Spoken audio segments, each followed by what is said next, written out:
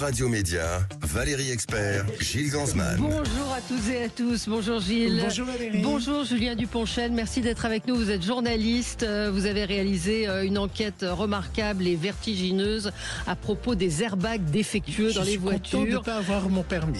L'airbag de votre voiture peut-il vous tuer? C'est à voir ce soir dans Envoyé spécial. C'est une enquête, je l'ai dit, vertigineuse parce qu'on se rend compte que ces airbags défectueux, enfin c'est la question que vous êtes posée au départ, ces airbags défectueux qui ont tué des gens, qui ont explosé inopinément, qui en ont blessé, qui en ont tué. Il y avait déjà eu une affaire il y a 20 ans et malgré cela, Stellantis a équipé ses voitures de ces fameux airbags Takata, voilà, absolument. Vous me disiez en arrivant que vous n'imaginiez pas en commençant l'enquête. Non, c'est ça, quand on a commencé à enquêter, on avait entendu parler des C3 et des S3 Stellantis avec le rappel historique Stop Drive qui interdisait aux conducteurs de conduire leur voiture. On se disait il y a deux modèles et en fait quand on s'est intéressé au sujet et qu'on a découvert l'affaire aux États-Unis qu'on avait complètement oublié, on s'est rendu compte qu'en fait il y en avait partout quasiment. Ouais. Et alors ce qui est assez étonnant pour dire à nos auditeurs d'écouter l'émission parce qu'ils vont apprendre plein de choses et de regarder évidemment ce soir cette incroyable enquête, c'est qu'il y a à l'intérieur de ces airbags ce qu'on appelle chimiquement du nitrate d'ammonium. Ça veut dire c'est ce qui a fait sauter le port de Beyrouth et c'est ce qui a été également la triste qu'on a connue nous en particulier à Sud Radio à Toulouse, l'explosion de l'usine AZF. Et donc c'est ça qui est assez incroyable, c'est cet élément chimique. Et pourquoi on l'a laissé, cet élément chimique? En fait, il a été mis à l'intérieur par Takata parce que c'était l'un des composés le moins cher du marché. C'est ça. Et en fait, dans un airbag, il y a un petit explosif qui permet de gonfler le ballon quand il y a besoin de déclencher l'airbag. Et donc, ils ont mis ce composé-là à l'intérieur et ils avaient dit à l'époque, on a réussi à le stabiliser. Et nous, quand on a rencontré des ingénieurs chimistes du milieu, ils nous ont dit, mais c'était impossible, on le savait dès le début, quoi. Ouais, ces deux ingénieurs américains que vous êtes allés rencontrer, on se croirait dans une série presque. On va en reparler avec vous. On commence avec le zapping comme tous les jours. Sud Radio Média, l'instant zapping. Valérie, est-ce que vous connaissez Elon Beru? Voilà, c'est le clone de Elon Musk. C'est un peu le rêve de notre Premier ministre de faire le nettoyage dans les 1000 agences et opérateurs d'État espérer récupérer 3 milliards d'économies. D'ailleurs, cet après-midi au Sénat, il y a une partie du budget qui doit être votée. Alors seulement voilà, si un geste aux États-Unis, on peut supprimer ou suspendre telle ou telle commission, en France, ce n'est pas si simple. Et vous allez voir dans un reportage de France 2, l'œil du 20h, ils ont constaté que tous les gouvernements ont essayé. Ça date pas d'hier de vouloir supprimer tout ça. Pour économiser 3 milliards d'euros, le Premier ministre a sa petite idée. Est-il nécessaire que plus de 1000 agences, organes ou opérateurs exercent l'action publique? Quelles sont ces 1000 agences? Est-il si facile de trancher dans le vif? L'inflation de commissions et comités, une passion française déjà raillée en 1963 par le général de Gaulle. Le comité Gustave, le comité Théodule ou le comité Hippolyte. Depuis, promettre de s'y attaquer relève de l'exercice obligé. Dégager un certain nombre d'organismes qui ne servent absolument à rien. Notre objectif, c'est de faire une revue complète, que tous ces organismes... Tous les organismes, tous les comités ou autres qui ne se sont pas réunis ces 12 derniers mois seront supprimés. Peut-être le fait d'avoir un Elon Musk donnera un élan, mais depuis longtemps. Mais vous savez qu'hier, le Sénat a proposé de supprimer le commissariat au plan, dont François Bayrou était le patron. Donc c'est assez cocasse. Mais il a annoncé, je rappelle, dans son discours de politique générale, 3 nouveaux machins, 3 nouveaux comités, je ne sais trop quoi. Oui, et puis allez voir le reportage du 20h de France 2 sur le replay de France 2, parce que vous verrez, il y a une commission qui ne s'est pas réunie depuis 2 ans et ils expliquent parce que on n'avait pas besoin de se réunir, mais évidemment elle recevait des fonds. C'est un paradoxe incroyable, Valérie, après son engouement de toute la France pour les Jeux Olympiques, suivi d'un élan d'inscription dans les clubs, alors en particulier de natation et de tennis de table. Le gouvernement s'apprête à une nouvelle baisse de budget pour le ministère des Sports, ce qui est assez étonnant par rapport à ce qu'on a vécu. Oui et non. Mais allez-y. Ah bon, pourquoi ? Parce qu'ils ont expliqué que cette baisse, elle intervenait il y avait eu une très forte hausse pour les Jeux Olympiques, et donc cette baisse correspond à la remise à niveau du budget des sports. Oui, elle est un petit peu en dessous. Vous verrez, il y a une polémique. Allez-y, oui, j'ai vu. Du coup, dans le journal L'Équipe, 425 sportifs des Jeux de Paris refusent cette baisse. Alors, parmi eux, il y a Teddy Riner, Marie Patouillet, Alexis Hannequin, Roman Dico. Reportage sur France Info TV. En tout, ils sont 425 athlètes des Jeux de Paris à s'exprimer dans l'équipe. Ils dénoncent un amendement gouvernemental prévoyant une nouvelle baisse du budget du sport, cette fois de 33%. Ils parlent d'un sabotage du vivre ensemble. C'est vrai que ça met encore un petit coup au moral parce qu'on avait tous, je pense, tous et toutes, tellement espoir que les Jeux aient un impact plus fort, que les Jeux laissent un vrai héritage. Et on voit que cet héritage, voilà, c'était malheureusement, il va pas perdurer, en tout cas, c'est pas dans les projets, donc c'est vraiment dommage. Et voilà, on essaie de se battre à notre niveau, d'en parler, de dire que c'est pas normal, mais ouais, c'est sûr que de se dire que même pas un an après les Jeux, il y a le budget du sport qui sont coupés comme ça, c'est compliqué. Mais bon, il faut essayer d'en parler, de dire que c'est pas normal, faire entendre notre voix, et on espère que ça va changer.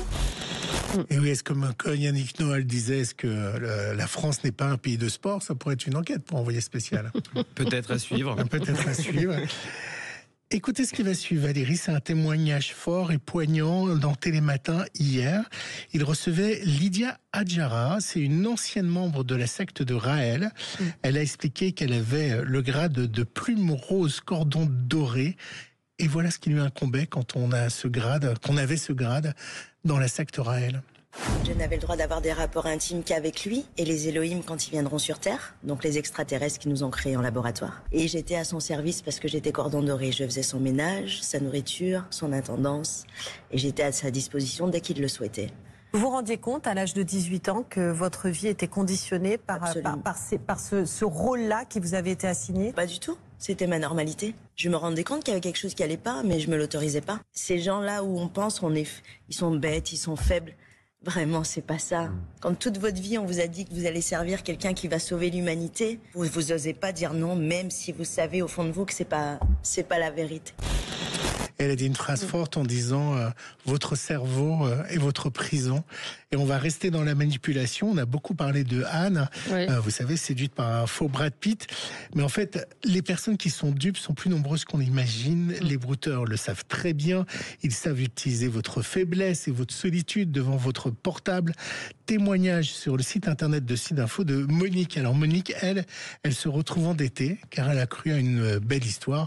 Monique a plus de 60 ans.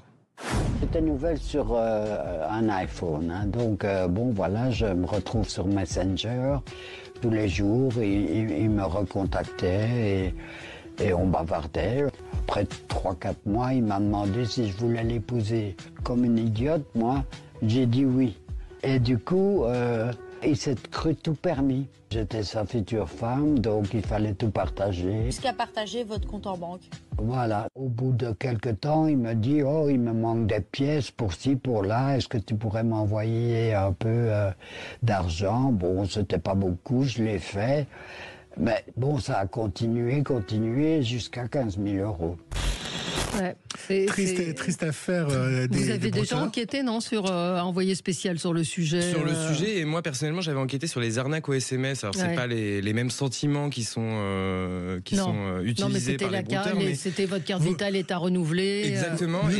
Nous n'avons pas pu mettre votre colis dans la boîte aux lettres. Et finalement, c'était la même détresse des gens. Et finalement, on avait l'impression qu'ils étaient faibles de tomber dans le panneau. Et quand on se rendait compte des choses qui sont mises en place, finalement, on se dit que ça peut arriver à tout le monde, en fait. Ouais, on en a beaucoup parlé ici avec quelqu'un qu'on aimait beaucoup, Jean-Jacques Latour, et on lui rend hommage. On a appris sa disparition il y a très peu de temps. Il travaillait pour Cybermalveillance, qui est un organisme du gouvernement. C'était quelqu'un d'extrêmement rigoureux et qui était toujours disponible. Et on salue sa mémoire et sa compétence et sa disponibilité. Ça nous a fait beaucoup de peine. Ça nous a beaucoup touché. Parce que déjà, on l'a appris avec un décalage.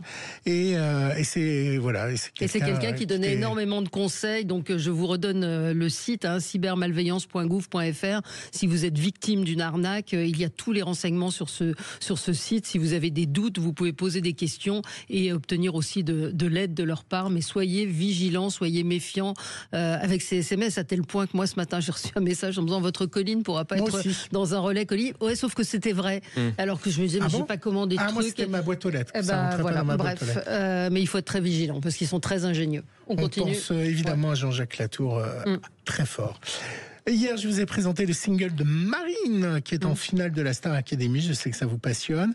Eh bien, aujourd'hui, je vous présente le single de son adversaire. C'est normal. Lors de la finale de samedi, Ebony. Alors, elle interprète une chanson intitulée Unforgettable. À la fois en français et en anglais. Ça évoque une rupture amoureuse. Voici Ebony.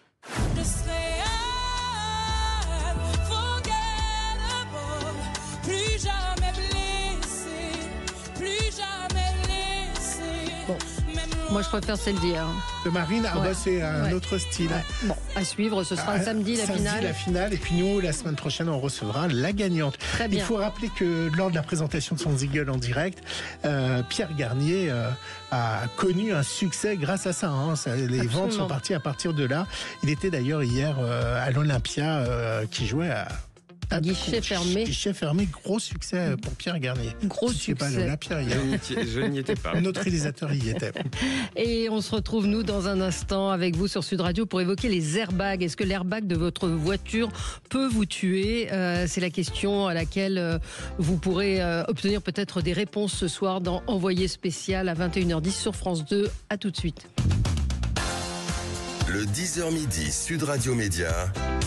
Valérie Expert, Gilles Gansman. Sud Radio Média, l'invité du jour. L'invité du jour, c'est Julien Duponchel. Vous êtes journaliste. Vous réalisez ce soir une enquête qu'on va pouvoir voir ce soir à propos des airbags et de ce scandale autour de ces airbags qui ont tué, qui ont blessé, défiguré des gens.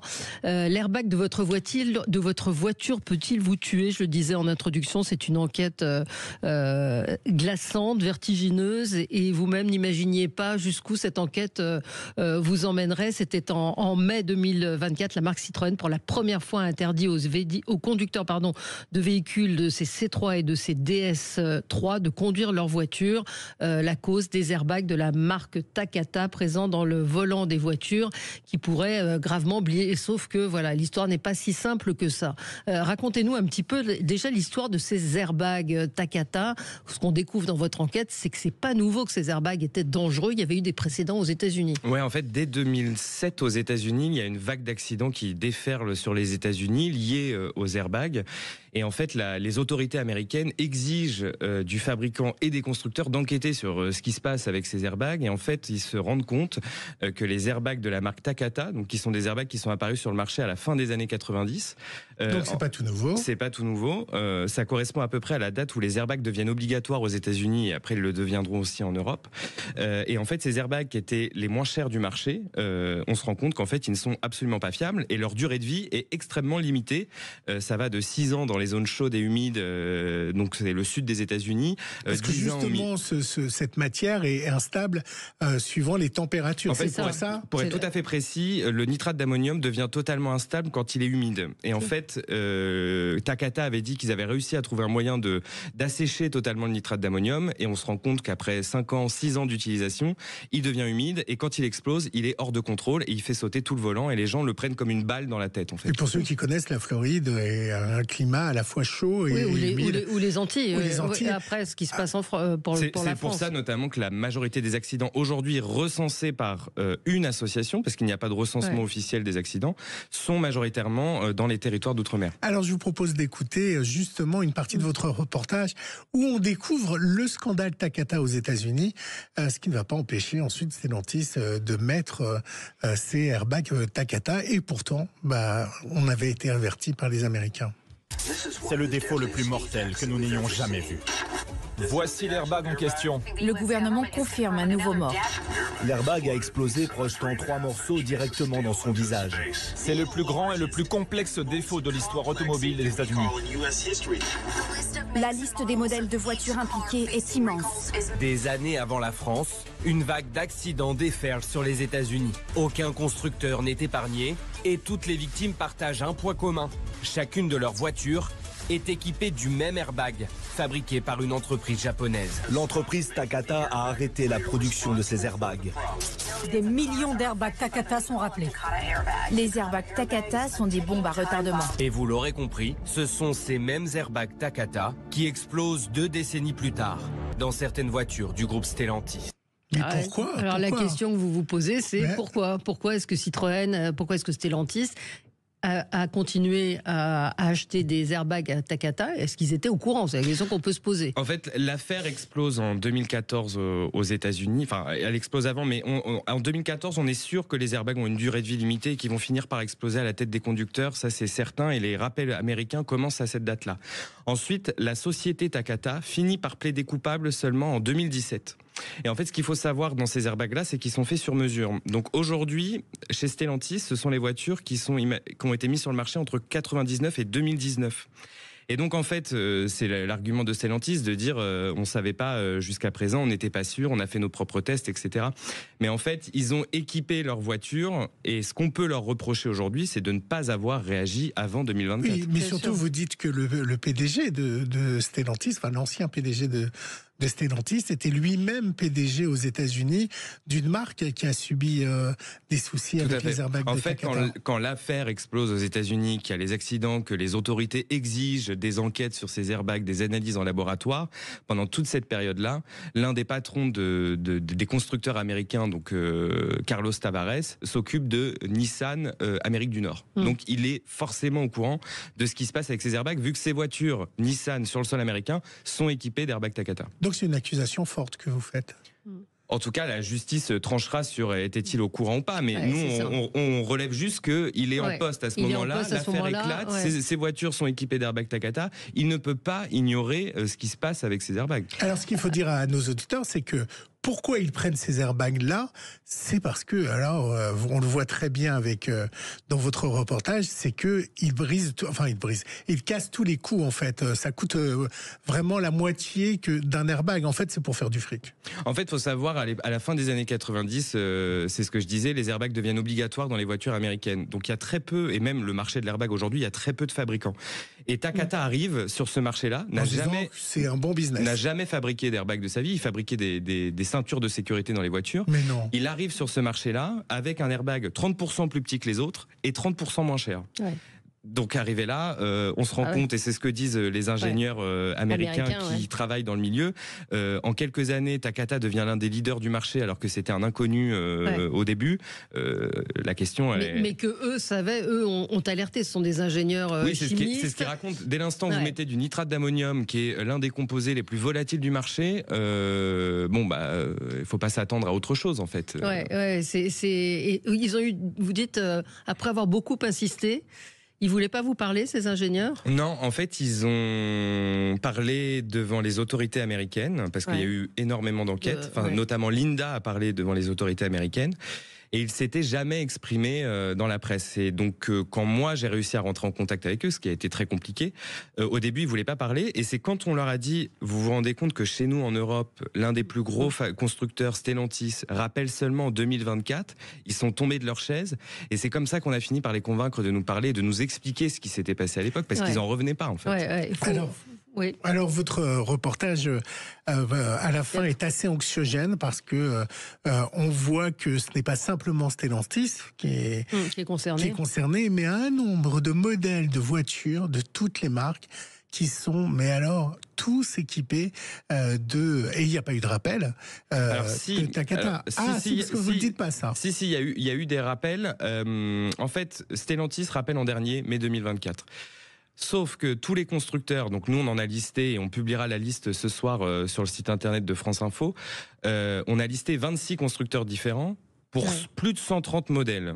Et en fait, les rappels de véhicules sont à la charge du constructeur. Donc en fait, ils ont rappelé chacun de leur côté en autogestion totale de manière un peu anarchique. Ouais, c'est ça. Alors il y en a qui ont rappelé dès 2013, il y en a qui ont rappelé en 2020, Stellantis a rappelé en 2024, mais la chose qui est sûre, c'est quand bien même il y a eu des rappels en 2013, il reste toujours des véhicules aujourd'hui qui circulent avec des airbags. Ouais, alors comment on sait? C'est la question que posent un certain nombre de nos auditeurs. Laurence nous dit, mon concessionnaire, alors c'est autre chose, m'a envoyé un rappel pour changer la capsule d'air. Elles peuvent ne plus être en bon état et peut envoyer des particules d'aluminium. C'est une Toyota de 2009, mais c'est probablement un airbag Takata.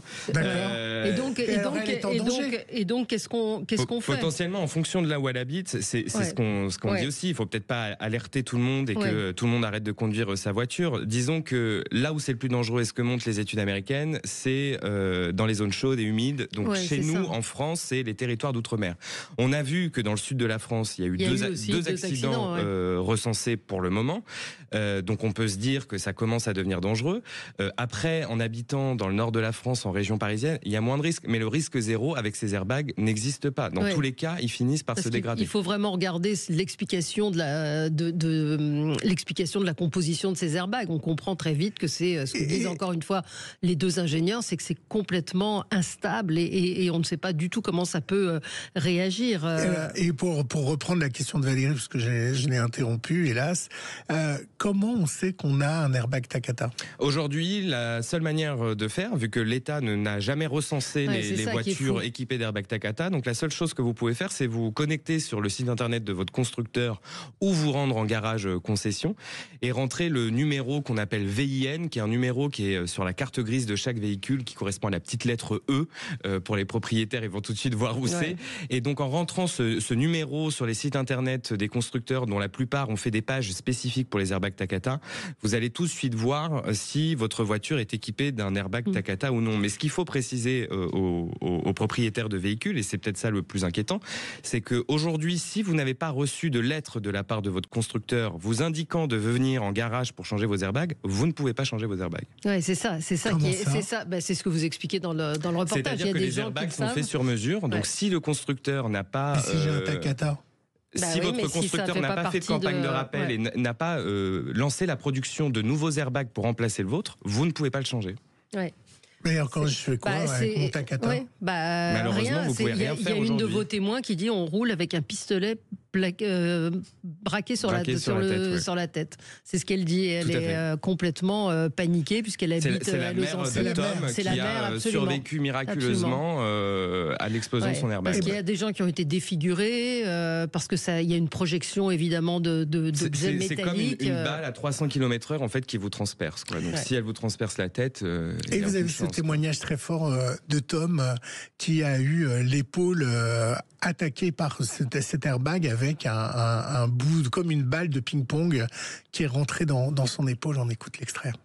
Près de Pau, 1 an après l'accident, la carcasse de la voiture de Tom a fini par livrer ses secrets. C'est son airbag qui a failli le tuer. Voilà le gros problème, le milieu de volant. Normalement, il y a une pièce en ferraille là, accrochée à l'airbag, et on voit que la pièce n'y est plus. Là, c'est la ceinture.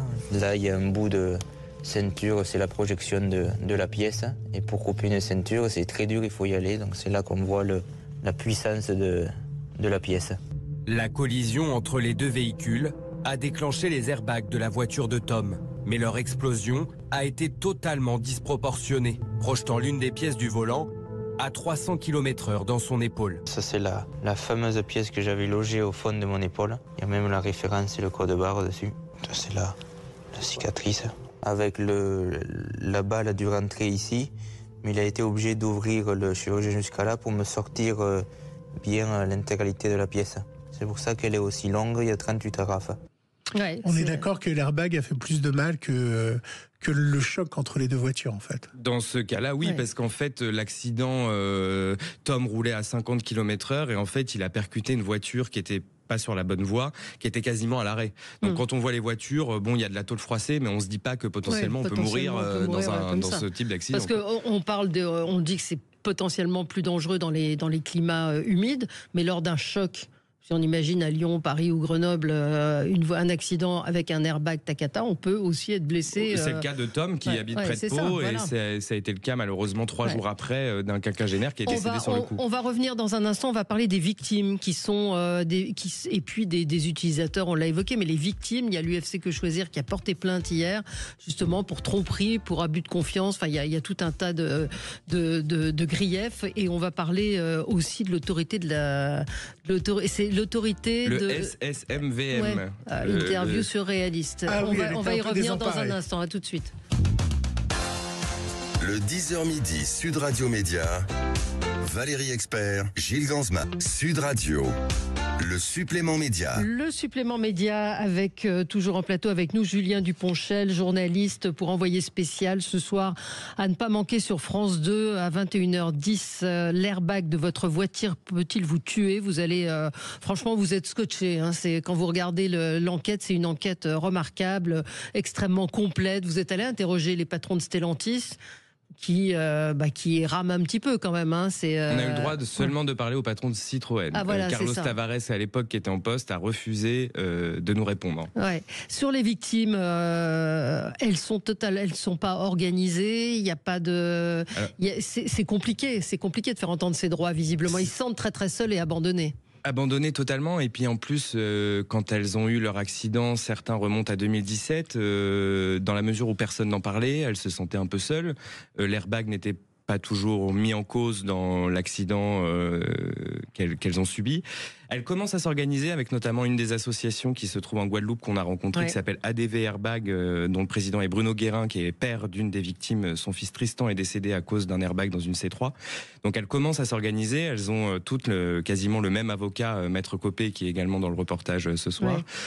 Donc elles s'organisent petit à petit, mais elles se sentent totalement démunies face à des géants de l'automobile comme Stellantis.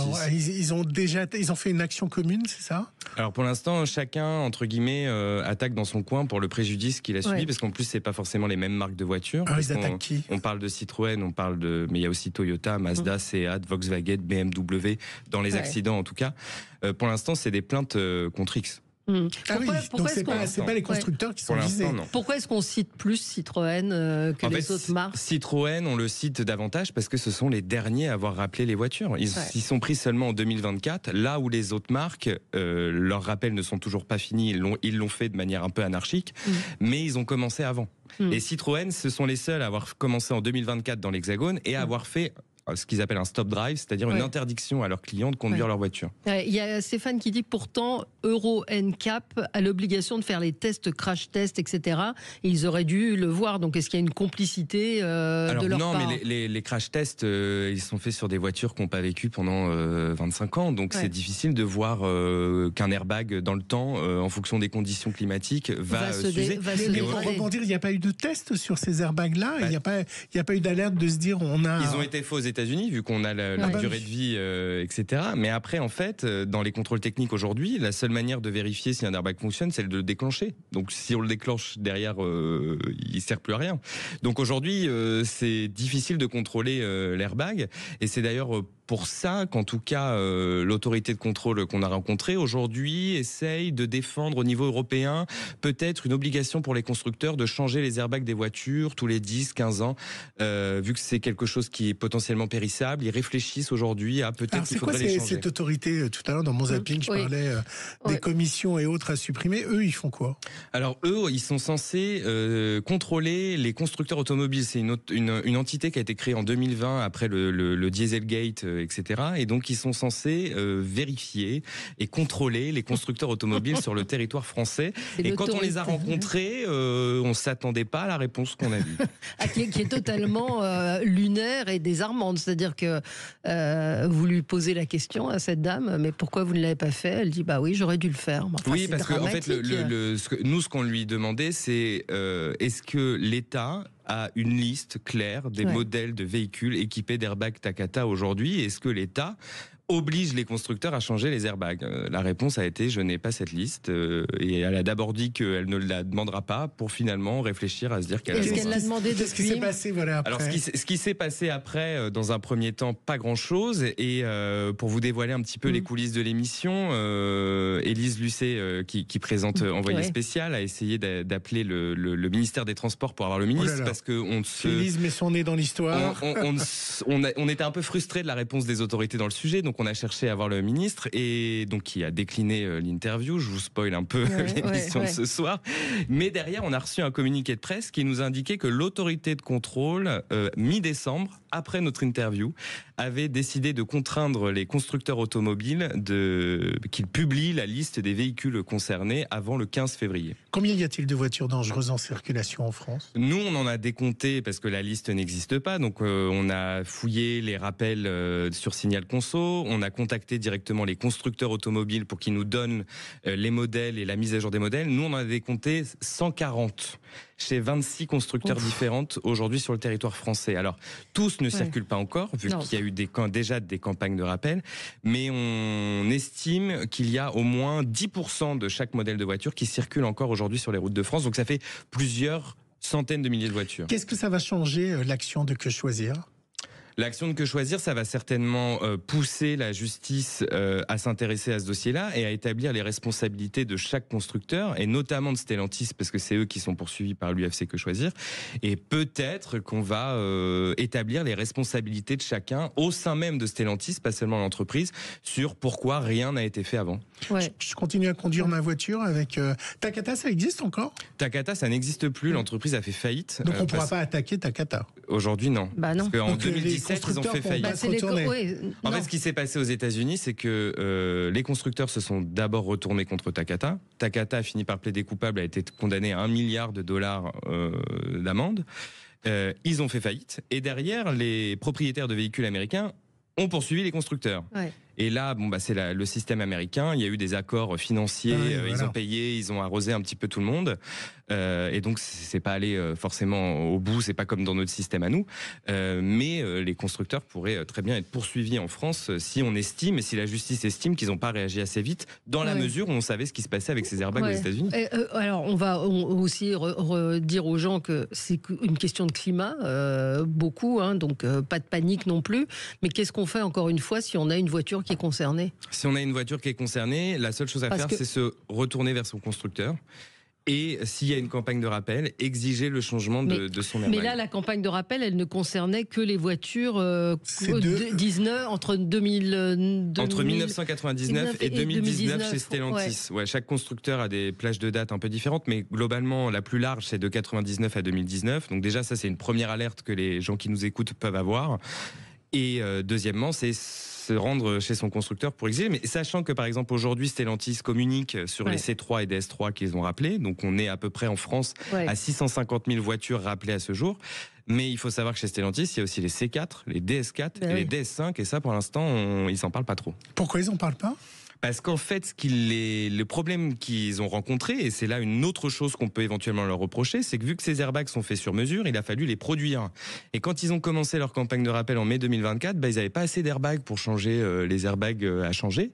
Donc du coup, ils ont eu énormément de monde qui a voulu changer son airbag. Ils ont pris que 2 modèles pour éviter d'avoir une influence. Déjà, avec juste 2 modèles, c'est ce qu'on montre dans notre reportage. Il y a des gens qui avaient des airbags Takata, qui avaient une lettre en leur disant « Ne conduisez pas votre voiture, vous pouvez mourir », qui ont dû attendre 7 mois avant de pouvoir changer les airbags de leur voiture. Est-ce que ça veut dire que du coup, moi qui comptais revendre ma C3, j'ai pas de C3, comptais revendre ma C3, du coup elle perd en valeur incroyablement. Je vais jamais réussir à la revendre. Il faudra une preuve que l'airbag a été changé. Le constructeur, une fois qu'il change l'airbag, lui le garde entre guillemets en mémoire, et donc du coup vous aurez un espèce de courrier où vous pourrez montrer que vous avez changé les airbags. Après, elle perd pas en valeur parce que le changement est gratuit et il sera fait à terme. Vous rachèteriez vous une C3 ? Alors je suis pas propriétaire de voiture, j'en ai pas besoin, mais voilà. En tout cas, non, mais c'est vrai, c'est une vraie question. Suite à les gens qui vont voir votre reportage, ceux qui ont une C3 vont se dire jamais réussir à la revendre. C3, DS3, C4, Ouais, DS4, DS5 et les 140 autres modèles qu'on montre dans le reportage. Alors, et vous, Valérie, suite à ce reportage, est-ce que vous êtes dit, est-ce que j'ai un airbag Takata? Oui, forcément, on s'est tous posé la question. Enfin, je pense que tout le monde se posera la question en regardant le reportage. Avec le reportage. C'est d'alerter, de faire bouger les choses. Encore une fois, l'UFC Que Choisir porte plainte et elle met en demeure l'entreprise Citroën d'indemniser sans délai et de tous les préjudices liés à l'immobilisation forcée des véhicules et propriétaires victimes.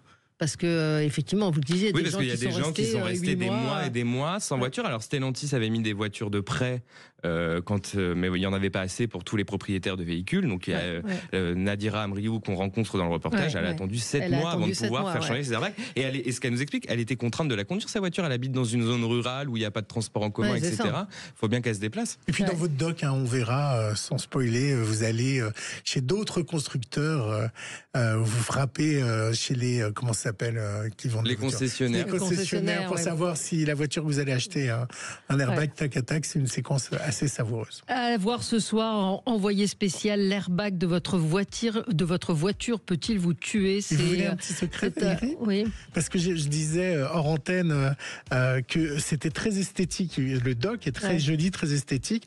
Je me suis dit, mais où vous avez tourné toute une séquence et dans un parking, c'est le parking de France 2, France Télévisions. Du coup, vu que vous saluez l'esthétique du reportage, je tiens à citer mes deux compères qui ont réalisé avec moi le sujet, Guillaume Beaufils et Adrien Mello. Et donc vous allez découvrir le parking de France Télévisions. Et puis évidemment, si les questions automobiles vous intéressent, chaque week-end sur Sud Radio, on parle auto dans le 10h midi le samedi avec Laurence Perrault et Jean-Luc Moreau. Donc ce soir, envoyé spécial à ne pas manquer. C'est assez terrifiant quand même. Voilà.